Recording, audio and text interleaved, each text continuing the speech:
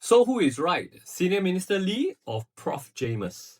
Professor Jamus Lee and Senior Minister Lee had exchanges, and I think Prof Jamus is right to highlight that there are groups like the disabled that are highly disadvantaged because public transport for them may be quite difficult, and there are large families as well, which is obviously something we want to promote in Singapore.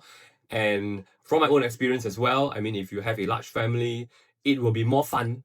It will be more family-like, right? For you to be owning a car and to be going out for your fun at the beach, having all your stuff, all your beach balls, all your balloons, all your shovels and whatever, all packed into the boot of your car, right? And so if you do not own a car, then it makes a lot of these family activities a lot more difficult to plan, a lot more difficult to execute, etc. Right? And so perhaps these are like certain deserving groups that should be considered more needful of a car and one that we should promote, but they may be competing against someone who is just single, and who is just rich and who can afford and who want to buy a car. So whether from a societal point of view, this is something that we should be considering. This is a bit of a efficiency versus equity argument. The free market does not consider the needs. The free market just says, show me the money. You want COE? Show me the money. That's what the free market mechanism is all about. But what about the needs of certain disabled groups and the needs of large families? So I think this is a very important point to consider. And Prof Jamus brought that up.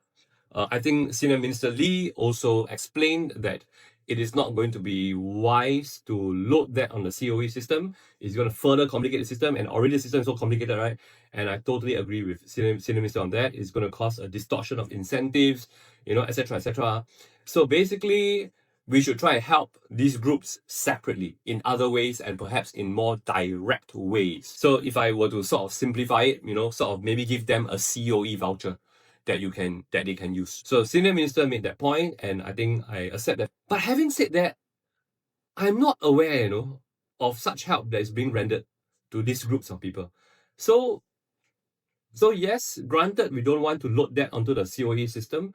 We want a more direct approach to helping these groups of people, but where is this? So I'm quite curious to know. And if any one of you have information about that, and if you have other views about what I've just shared regarding the COE system, etc., please feel